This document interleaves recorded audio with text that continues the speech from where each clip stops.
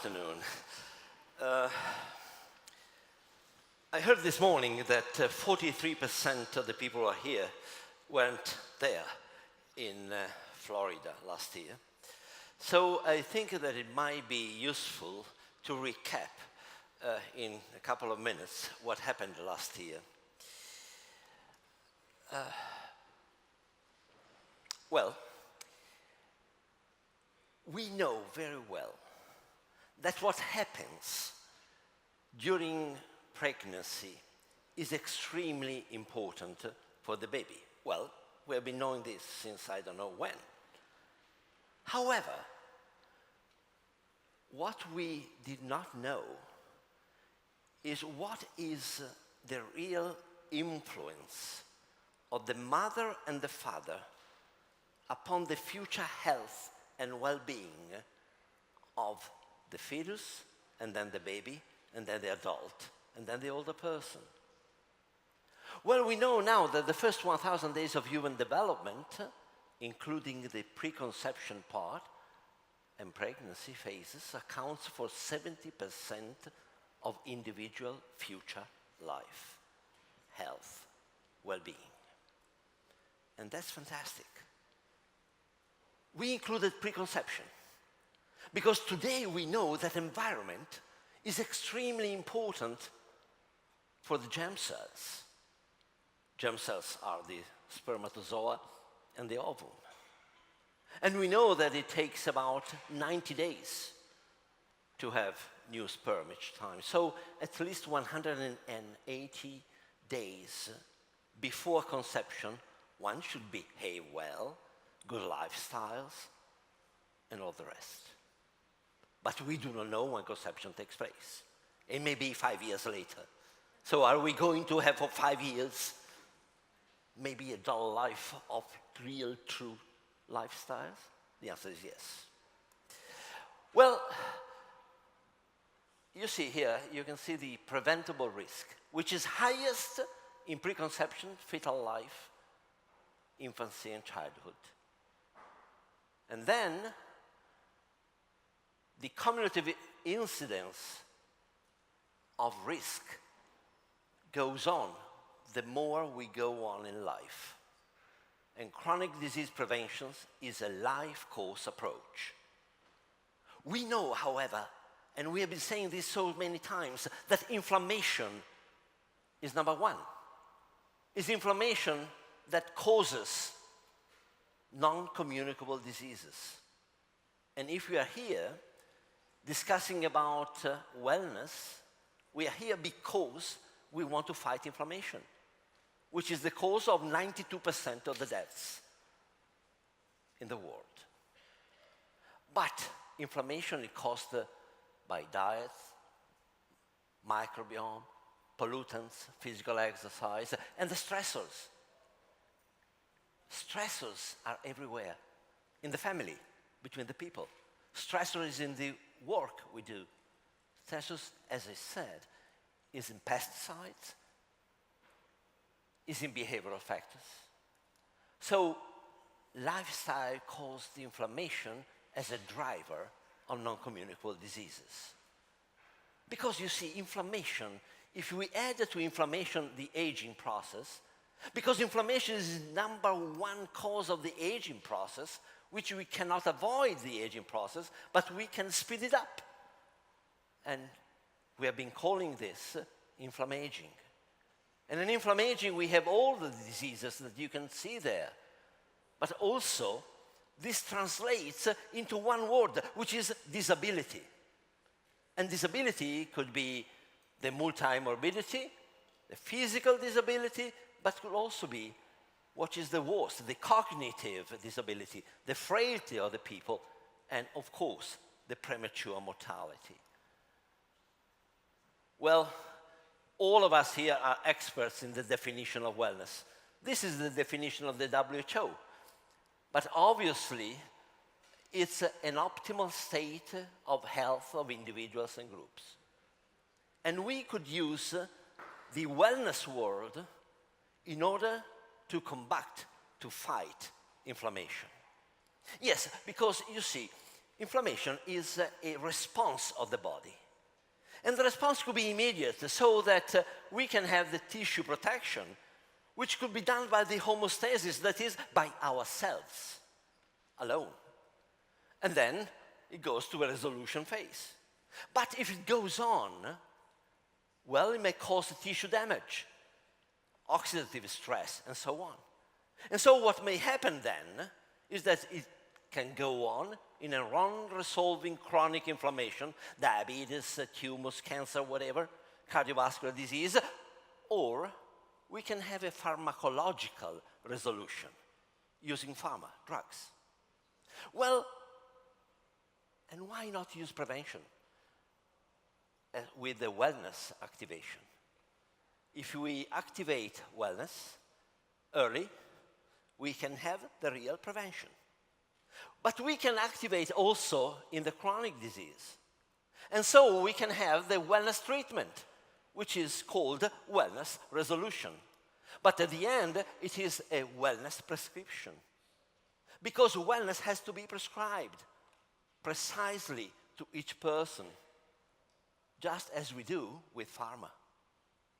However, with fewer side effects, as you can imagine. Because the illness-wellness continuum means that only 5% of the world population is at high-level wellness.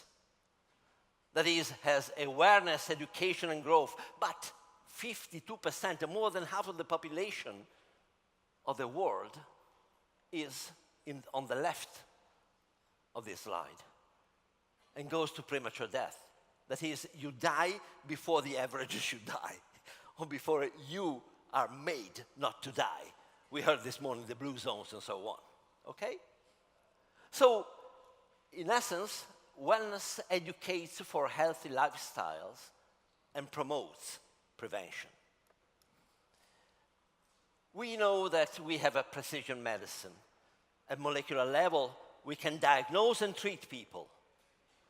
Well, we should also have precision wellness, which is an integration and personalization of the physical, meditational, intellectual, music, and other activities to increase the self-awareness and connection of the inside with the outside.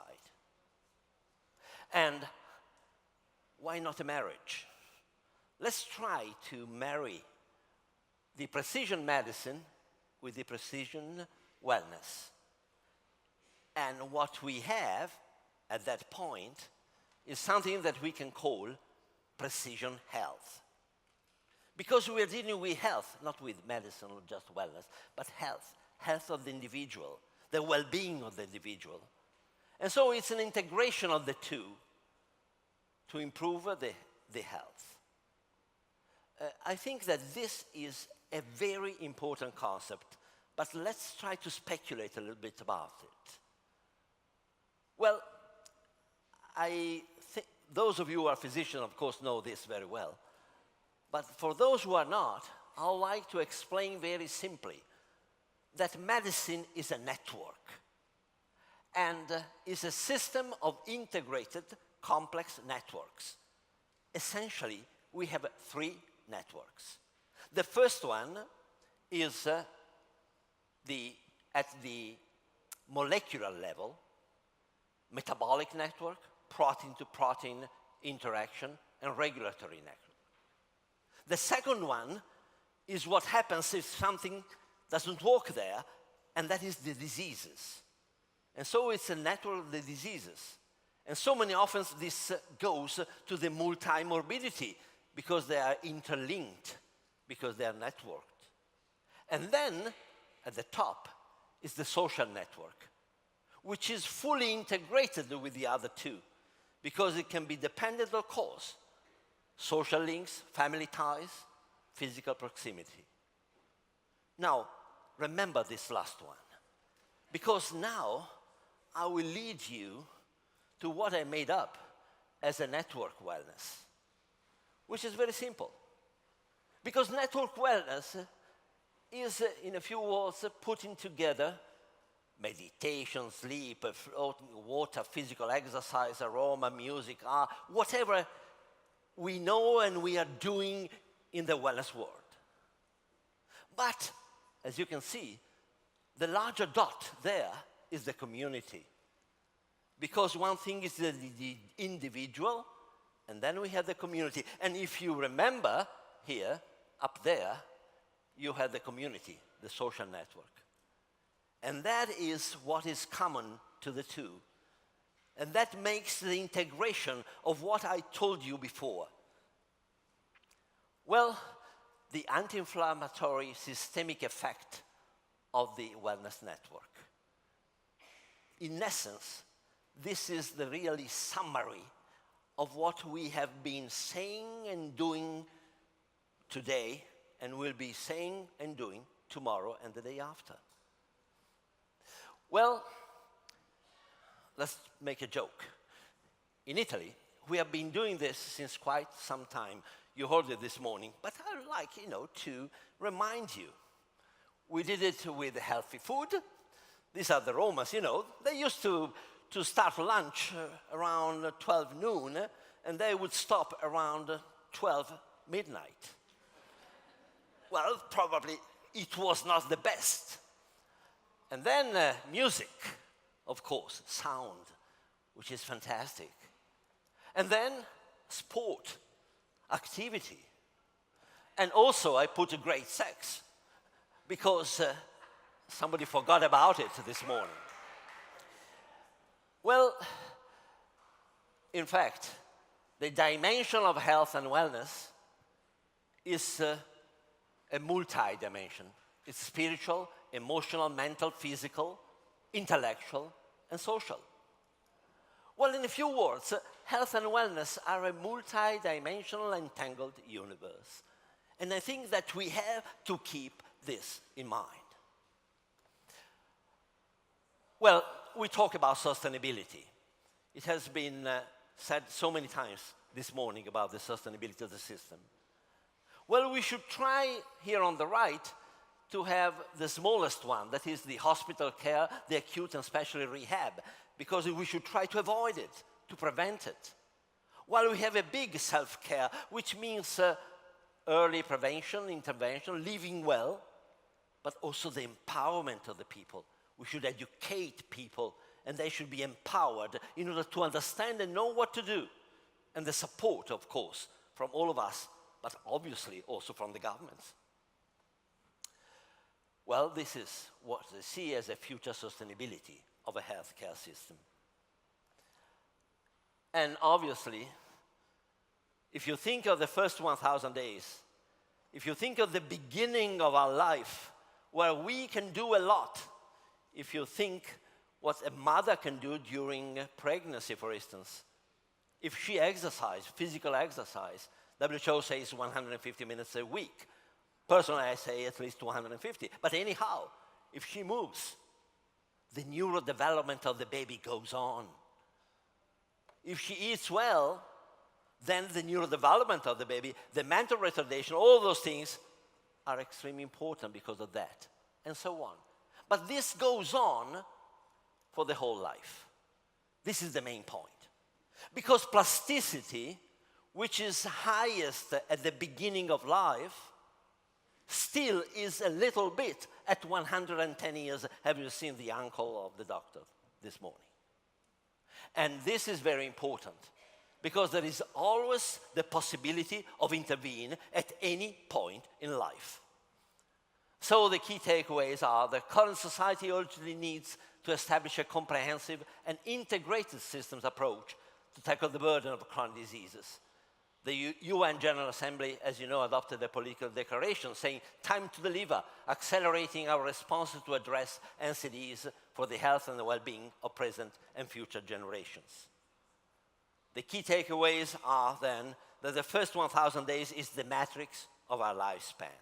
We start from preconception to the first 1,000 days, and then we go to the first 8,000 days to adulthood. And healthy lifestyles and personalized wellness approach may prevent painful and expensive cures and provide the optimal conditions for health and well-being throughout the lifespan. And the concept of network wellness is new and must be integrated with the concept of network medicine. And precision wellness represents the most cost-effective model to safeguard public health, as well as a great political, ethical business.